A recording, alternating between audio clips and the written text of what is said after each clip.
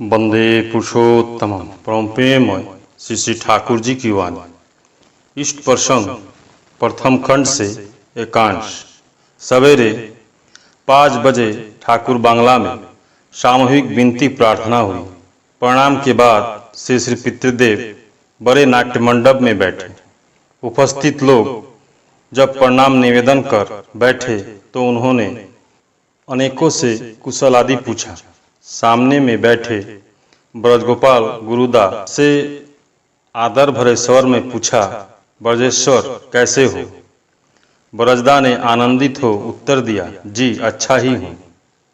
वर्तमान के कर्मी सुबोधदा जब आगे आकर प्रणाम करने लगे तो श्री श्री पितृदेव ने आदर करके पूछा, क्या कैप्टन मेजर कर्नल? ठाकुर ने क्या नाम रखा था? कर्नल ना?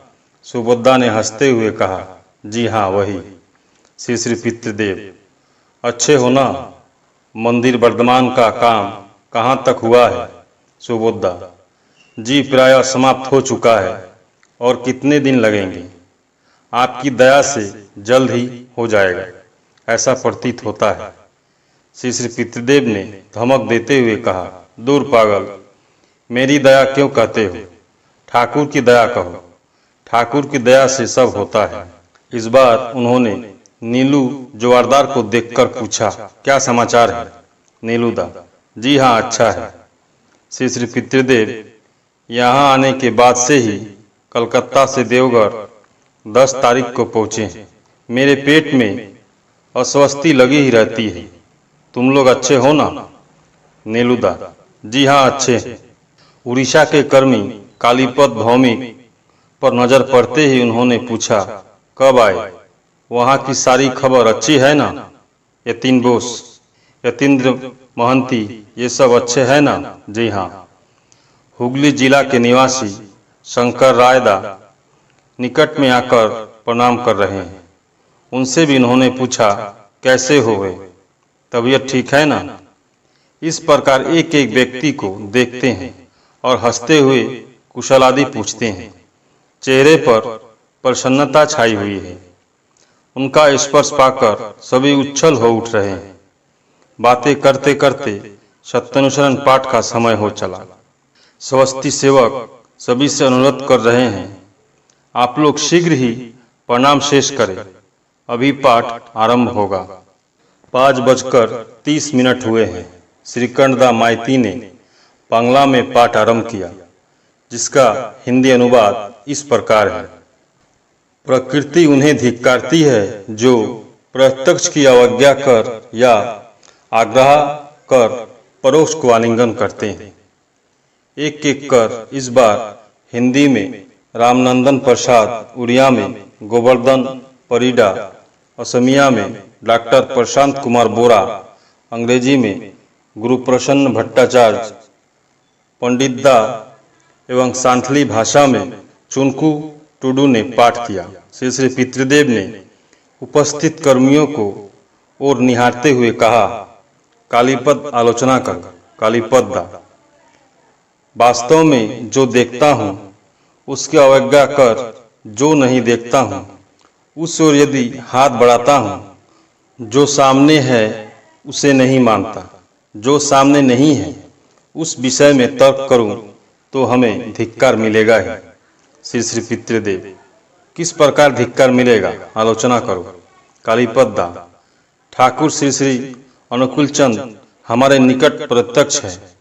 रामकृष्ण देव ने शरीर छोड़ने के पहले जो इंगित किया है, इसके अनुसार कुछ अरसे के बाद ठाकुर का आगमन, श्री श्री ठाकुर का जन्मग्रहण हुआ। ठाकुर की एक लीला को देखते हुए हमें यह समझने में कठिनाई नहीं हुई कि ठाकुर रामकृष्ण देव ही पुनः ठाकुर अनुकूल चंद्र होकर आए हैं। यदि वर्तमान को नहीं पकड़े वे ही जो ये हैं, वह बोध यदि नहीं आए तो कुछ नहीं हुआ। रामकृष्ण देव को ही नहीं माना, फलस्वरूप जीवन में धिक्कार ही मिलेगा। श्री श्री पितृदेव, उस तरह नहीं सोचना चाहिए। वे ही जो ये है वैसा नहीं सोचना चाहिए, बल्कि वही ये है ऐसा सोचना। इष्ट में ही सब अनुष्ट होकर है, इसीलिए उनको मानना क्या है, सभी को मानना है। यह तो समझा, किंतु प्रकृति का धिक्कार कैसे होगा। कालीपदा को चुपचाप देखकर विनोदा ने कहना आरंभ किया, ठाकुर ही परमहंस के रूप में थे, इसलिए अभी हम उनको ही मानेंगे जो हमारे निकट वर्तमान है। जैसे हम दादा को नहीं छोड़ते किंतु पिता को भी मानकर चलते हैं, उसी प्रकार जो जीवंत है, जो वर्तमान है, जो हमारी दृष्टि के गोचर में है, उन्हें लेकर हम चलेंगे। श्री श्री पितृदेव, यह तो अच्छी बात है, किंतु धिक्कृत हो रहे हैं, यह हम कैसे समझेंगे। शांति में रक्षित, मेरी धारणा है कि ठाकुर हमारे लिए प्रत्यक्ष है। यदि हम प्रत्यक्ष को छोड़कर परोक्ष को पकड़ने की चेष्टा करते हैं तो सुख शांति कुछ नहीं पाएंगे। यही है प्रकृति का धिक्कार। श्री श्री पितृदेव, तुम सुख शांति चाहते हो, किंतु भक्तों में तो कोई सुख शांति की परवाह नहीं करते। वे इष्ट के लिए हर तरह से कष्ट को सहने के लिए प्रस्तुत रहते हैं। वे कष्ट को कष्ट ही नहीं सोचते। अनेकों ही सुख शांति चाहते हैं, उससे क्या। हमारे जीवन का उद्देश्य क्या है। जीवन का उद्देश्य है ईश्वर लाभ। उनको लाभ करने के लिए जो जो करनीय है उसके लिए प्रस्तुत रहना होगा। क्षितिजदा, वर्तमान महापुरुष जो आते हैं उनकी दीक्षा लिए बिना ठीक तरह से चलना संभव नहीं है। सुना है रामकृष्ण देव के एक भक्त ने अपनी बहन का प्रतिलोम विवाह कर दिया। श्री श्री पितृदेव ऐसी असंगत बातें सुनकर विरक्त हुए और बोले, तो उससे क्या हुआ। क्षितिजदा, रामकृष्ण देव ने तो शुभ विवाह के विषय में कुछ कहा नहीं है। रामकृष्ण देव के वह भक्त यदि ठाकुर के दीक्षित होते तो उनका प्रतिलोम विवाह नहीं होता। श्री श्री पितृदेव विरक्ति के स्वर में, ऐसी बात सुनना मैं बिल्कुल पसंद नहीं करता। ऐसी बात अच्छी नहीं है। विवाह के विषय में पहले ही कहा गया है। जब श्री कृष्ण रूप में वे आए थे तो उन्होंने विधान दिया है। इसके अलावा ठाकुर की दीक्षा ही लेकर हम सब कुछ पालन करते हैं, ऐसी बात तो नहीं है। असली बात है निष्ठा सहित उनका अनुशासनवाद मानकर चलना। विनोदा ने सविनय कहा, वरदा मैं कुछ कहूँगा। श्री श्री पितृदेव, हाँ बोलो।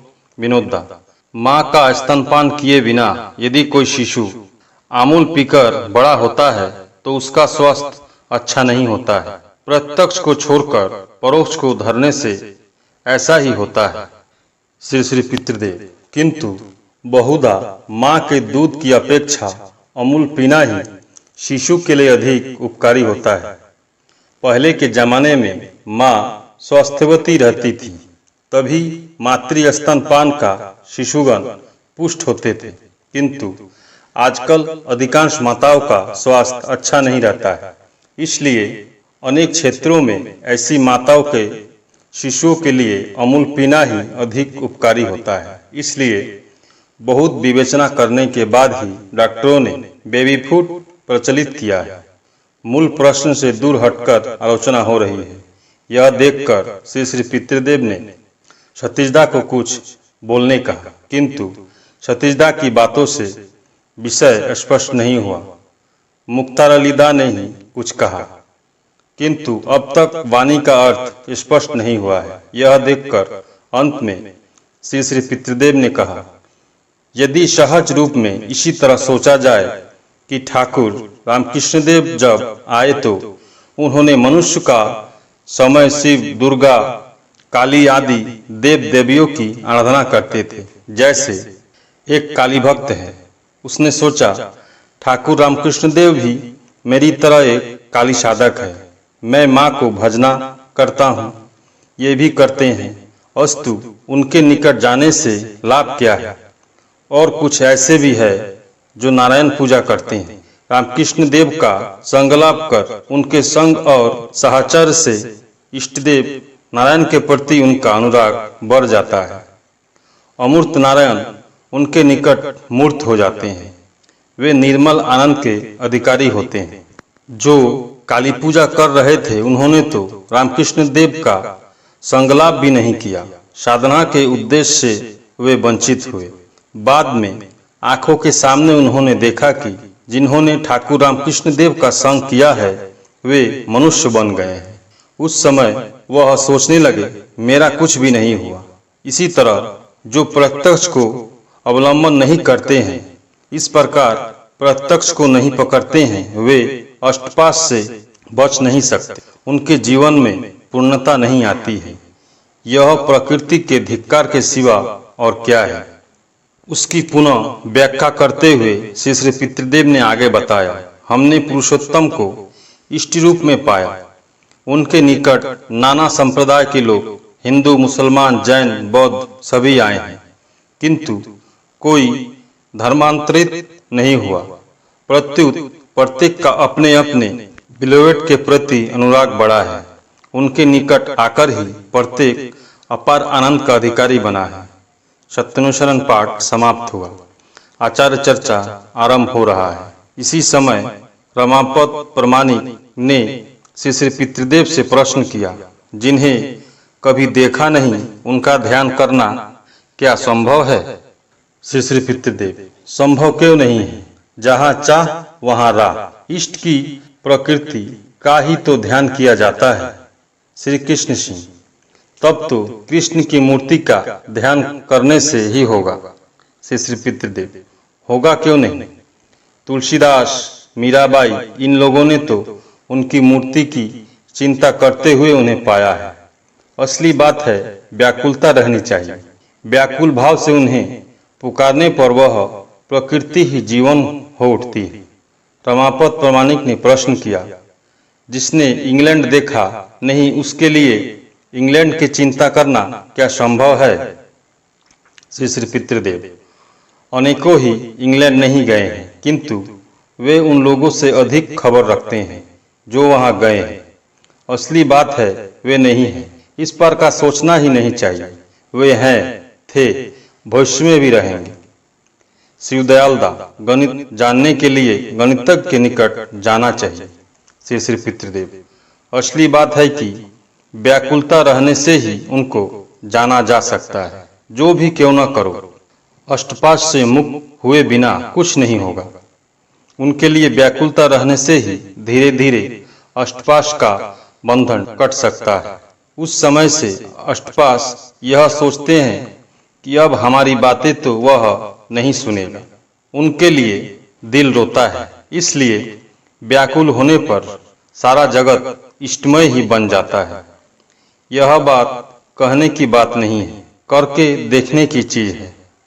उस समय ऐसी अवस्था हो जाती है कि ठाकुर की तस्वीर ही मेरे निकट जीवंत हो मुझे निर्देश देती है। वे प्रत्यक्ष भाव से कह देते हैं कि कब क्या करना है, कब कहाँ जाना है। यह सब अनुभूति की बात है, करने से ही होता है। ऊपर ऊपर से समझा नहीं जा सकता है। गंगाधर दा, अवतार पुरुष जब आते हैं तो अपने प्रतिनिधित्व रूप एक व्यक्ति को रख जाते हैं। उस प्रतिनिधि को मानकर नहीं चलने पर उस अवतार पुरुष को क्या सही रूप से समझा नहीं जा सकता है? गंगाधर दा की बातें का सूत्र धरकर भवानीदा ने कहा। रमादा ने कहा कि जीवन को पाए बगैर असुविधाएं हैं। ठाकुर जी ने भी उसी तरह की बातें कही हैं कि पुरुषोत्तम के नहीं रहने पर आचार्य की शरण लेने की आवश्यकता है। श्री पितृदेव ने धमक देते कहा, तुम लोग हमें जो कुछ भी क्यों न कहो, प्रधान आचार्य सदगुरु जो भी क्यों न बनाओ, दरअसल मैं कुछ भी नहीं हूँ। मैं ठाकुर के कुत्ता के सिवा कुछ नहीं हूँ।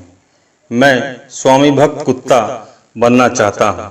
स्वामी भक्त कुत्ता जिस प्रकार प्रभु के सिवा कुछ नहीं समझता है, प्रभु को किसी तरह भी क्षति नहीं होने देता, मैं भी उसी प्रकार बनना चाहता हूँ। मैं उनका दीनतम एकांत दास हूँ। उपस्थित लोगों की आंखों में अश्रु भर आए। विस्फारित नेत्रों से हमारी ओर देखते हुए श्री पितृदेव बोले, मैं चाहता हूँ कि तुम लोग भी ऐसा बनो। काफी समय बीत गया है, अब पाठ करो। उन्होंने पंडितदा को पाठ करने के लिए निर्देश दिया। 7:09 हुए हैं। आचार्य चर्चा पाठ आरंभ हुई। परम प्रेममय श्री ठाकुर सभी गुरु भाई एवं माँ को जय गुरु।